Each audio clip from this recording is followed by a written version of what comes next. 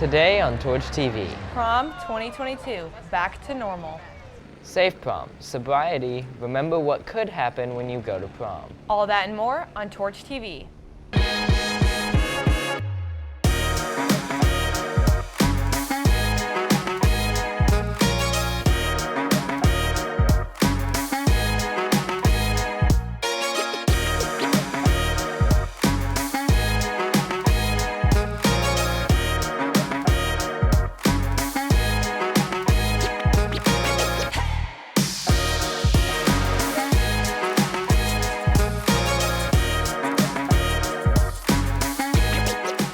Welcome back to East Media Studios and this edition of Torch TV.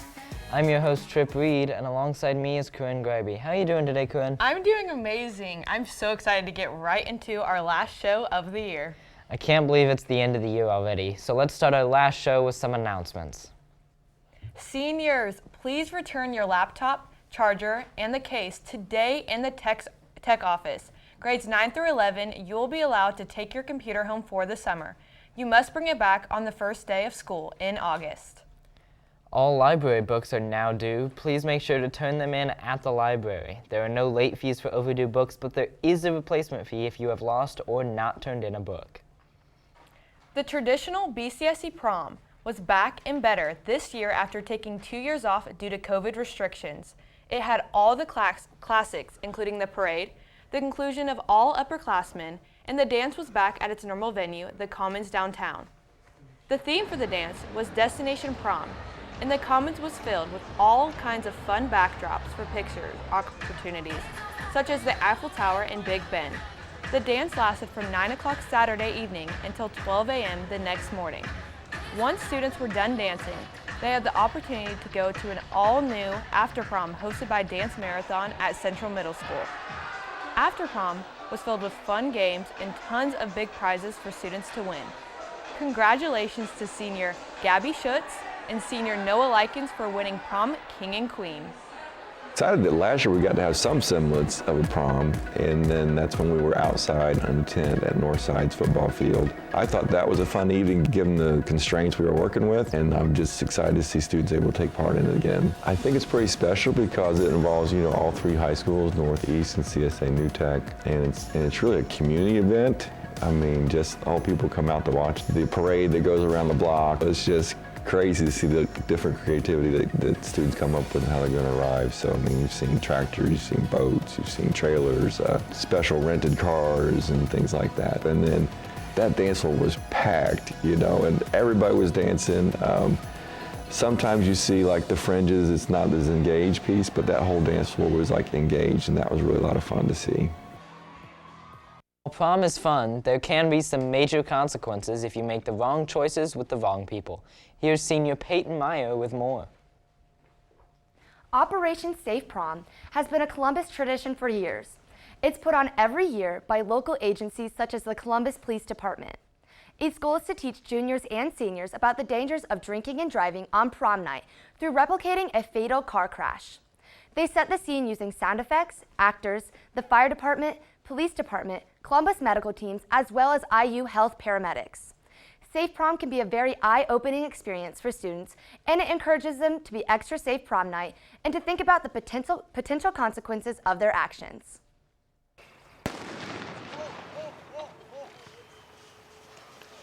Forward students.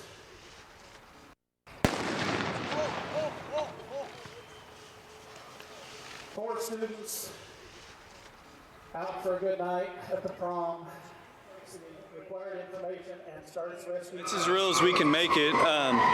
It's very much just like you saw. The way the wreck looked, the victims, and all the apparatus and personnel that show up, including the parents. They played the role, and I've unfortunately been there a few times, and then so we've made it as real as possible. I don't either. Our safety trooper begins to assess the driver and help determine his. It really hit home, and just being responsible for this was something that was it was hard. And then whenever the dad started yelling at me, it was really sunk in and was wow, that just happened.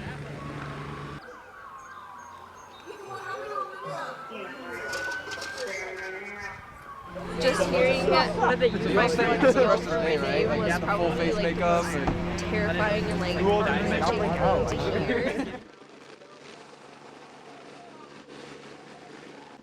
This is invaluable to see, I think, firsthand for students, because I think too often at students' age, you feel invincible. So hopefully the students take this all and put it somewhere where they can pull it out in their minds later on. Students take the events of Safe Prom to heart and are reminded about the very real consequences that comes with drinking and driving and all the incidents that happen each year on prom night across the country. Peyton, what were some of the students' reactions to seeing Safe Prom? We spoke with several students at the event about how they felt after what they saw at Safe Prom. Everyone seemed to have a very heavy heart and were more conscious of their actions.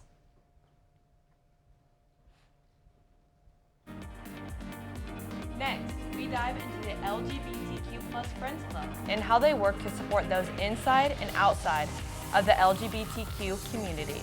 North Decatur students might be losing valuable learning time struggling to make the trip from North Decatur and back as they attend C4 classes in Columbus. We talked to our very own CEHS Media seniors as they look back on their time here at East and what the future holds. All on Torch TV. Let's review how to be a respectful and safe driver in our student parking lots. Watch out for pedestrians who are walking in the road. Park within the yellow lines. Play music at an appropriate volume. Dispose of your trash properly in the bins put around the parking lot. Thank you for making our parking lots a safer and cleaner place.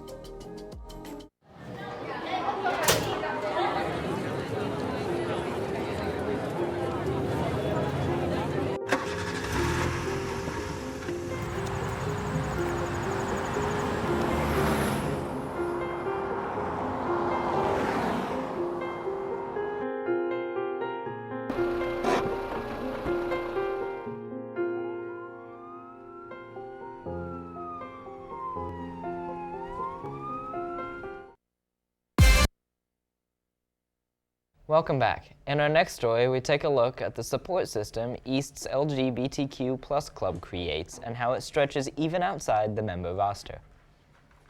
The LGBTQ+ Friends Club has been around for several years, helping many students find and create sports systems. With the last meeting of the school year just passing and the beginning of their new student-led format, the club is looking for new members to create more internal support and to help with the larger community projects in the future. Whether a student is part of the LGBTQ+ community or an ally, any help or support is welcomed in the club. I think our first priority is making sure that there's support within the club to make sure that every student has a place that they feel safe. Almost every meeting, we start with some time to just check in, and so students who have something can have a chance to share. I think that is great for anyone who wants to be an ally or be yourself. Please come. If you have a great support system, that means you're great for also helping support others, and by supporting others, you are supporting yourself greatly. We're also looking at, in the future, having more student leadership within the group. One of the things that we have just done the past couple of weeks is a student-led initiative for gay is an identity, not an insult. We definitely start with the support in the group, but then are trying to spread our influence that way. Summer school enrollment is open for grades 8 through 12 now. Students must be enrolled by June 3rd. More information can be found on your Class It's Learning page. The Bartholomew County 4-H Fair will be back in town June 24th to July 2nd. On June 18th, a new queen will be crowned over the 2022 fair. If you wish to run for the title of 2022 Miss Bartholomew County 4-H, the applications are due May 27th. Students from surrounding counties have been coming to BCSC schools for C4 classes, leaving a lot of questions and complications to be handled. The whole idea is to let them know and see what's happening. It allows you to explore what your academics are for to create a career. The Columbus C4 program works hard to bring students from surrounding counties to BCSC and expose them to the opportunities they'll have. Students work hard to meet the requirements to take C4 classes, including preparing for the changes that will be made to their schedules to accommodate the travel. We get dismissed from our classrooms 28 minutes earlier than everybody else does, and we have about 15 minutes to eat our lunch before we have to get on the bus. Some of them arrive as early as 12:15, and then I don't get other kids until 12:50, so they arrive at different times. On average, they're missing 15 to 20 minutes of instructional time. These changes aren't always discussed with students before signing up for classes, despite the impact they have on their day. First few days of school, it's a little confusing on when are they actually supposed to arrive at class and when do they get up and leave class. So we try to break it down, but it does get confusing.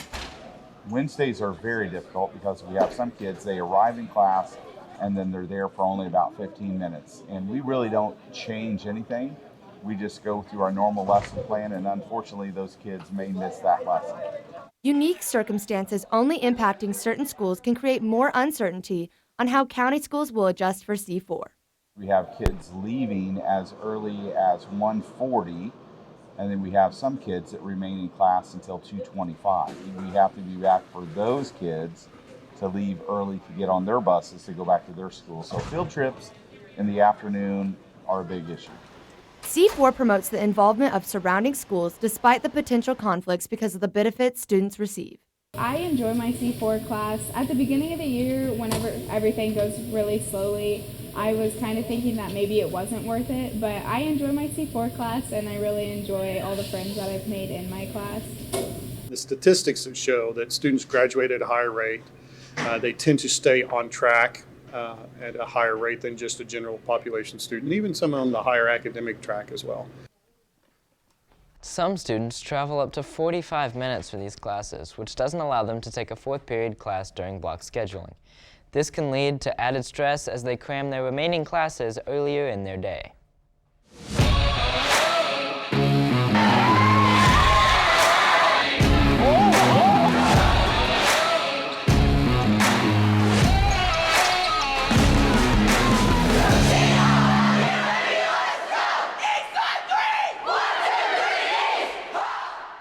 Last week, Anthony Lloyd long jumped 22 feet, becoming your 2022 conference champion.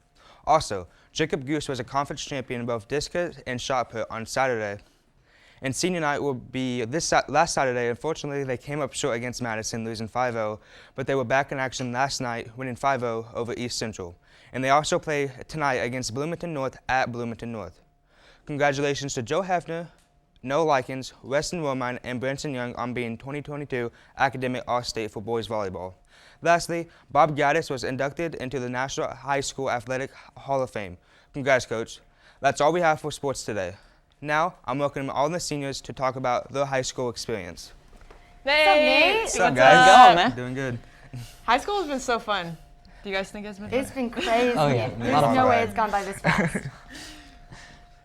Corinne, how would you say radio and TV has impacted your high school experience? I think I can speak for all of us that having radio and TV, first mod, every single day has just made our day better. And I think we've grown in our communication skills, just interviewing people, and then as well as just becoming friends and being able to talk to people outside in the community. Yeah, I think seeing everybody starting in sophomore year, we've always had at a first mod class together, and kind of growing with this group has been a lot of fun. I definitely agree. I think this class has definitely made me come out of my shell, and I'm definitely a lot more comfortable at being in front of the camera and talking to people. In freshman year, Peyton would never see me in this place, or even going to IU next year and studying media and communications.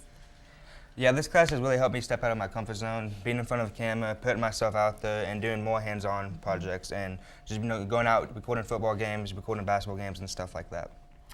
Trip, what do you think your favorite memory of high school or just this class is? Probably putting out a good show and just seeing the energy from everybody as we celebrate, whether we go out and we get donuts for the day or whether we come in and just are having everybody cheering in the control room. Yeah, I agree. What about you, Peyton? I definitely say it's our numerous Starbucks runs that we always take, or even to go get donuts after a show if we did well, or even for someone's birthday. feel like this class is definitely a tight-knit family, and it's a lot of fun to be a part of. What do you think, Nate? This class was just amazing, and my favorite memory was recording the Northeast football game last year, and a former student, Malachi Parks, threw the game-winning touchdown, and I was able to celebrate with Corinne, and just having that moment was really nice. Corinne, what's your favorite? I think just meeting you guys and starting my day off kind of in a great mood just because of you and just because of all the people and Mr. Roeder because he's awesome. But everything has honestly flown by so fast, and I'm honestly going to be so sad. And so with this last thing we're going to say on here is that's all we have for today. From Nate, Trip, Peyton, and the rest of the Torch TV crew, I'm Corinne Grivey. Thanks for watching. And as always, try to be the best part of someone's day.